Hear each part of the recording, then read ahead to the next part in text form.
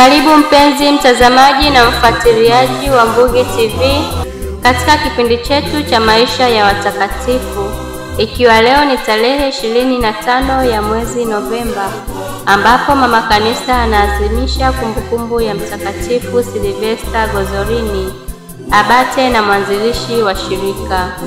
Karibu tuweze kusikiliza historia yake.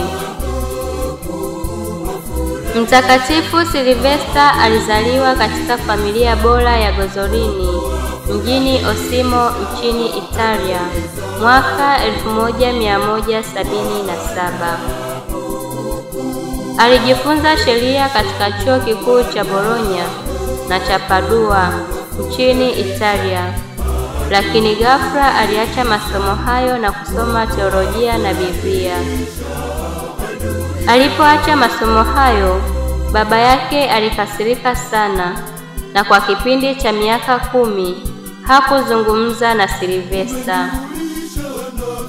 Baada ya kumaliza masomo yake, Silvesta alipewa daraja la upadre. Silvesta alifanya kazi ya kitume katika parokia moja mjini Osimo. Baada ya muda si mrefu, akatamani kuishi maisha ya upweke, akiamini kuwa ataziokoa roho za watu wengi zaidi kuliko akiendelea kufanya kazi ya utume wa parokia. Wakati mmoja aliona fuvu lililooza kaburini kiasi kwamba sasa alikuwa na umri wa miaka 50. Alienda kuishi peke yake katika pango porini mbali na mji wa Osimo. Kule aliishi maisha ya kujitesa, kujinyima, akisali na kutafakari neno la Mungu.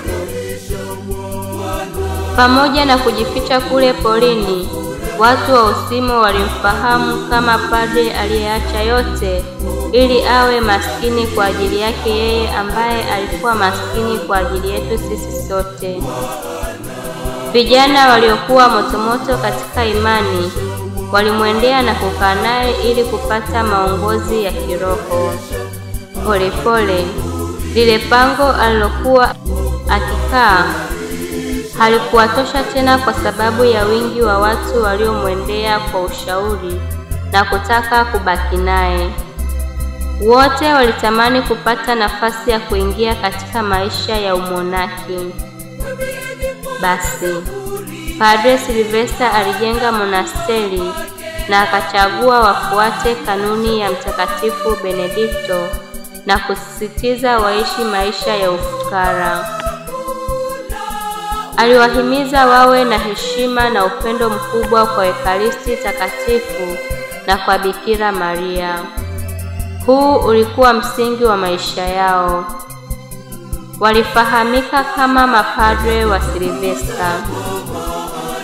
Padre Silvesta alipopata wafuasi wengine, alijenga monasteri nyingine na hatimaye akawa abate wa monasteri zote. Aliziongoza monasteri hizo kwa hekima, unyenyekevu na mapendo kwa muda wa miaka 36. Alifariki dunia mwaka 1267 akiwa na umri wa miaka 90. Baada ya kifo chake, miujiza mingi imetendeka kwenye kaburi lake kwa maombezi yake. Alitangazwa kuwa mtakatifu mwaka 1598. Hiyo ndiyo historia ya mtakatifu wetu wa leo, ambaye ni Mtakatifu Silvesta Gozorini, abate na mwanzilishi wa shirika.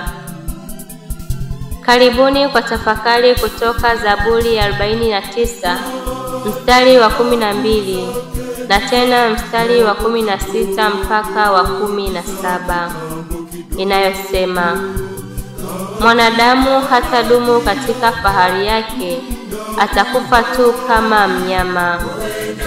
Usihangaike ukimwona mtu akitajirika, ajapokufa mali haitashuka kuzimu pamoja naye. Ndugu zangu, mama kanisa pia kwa siku ya leo anaadhimisha watakatifu wengine ambao ni watakatifu Alanusi, Egberti na Katarina wa Alexandria, mfiadini wa Misri. Hao ndio watakatifu wetu wa leo. Tumsifu Yesu Kristo.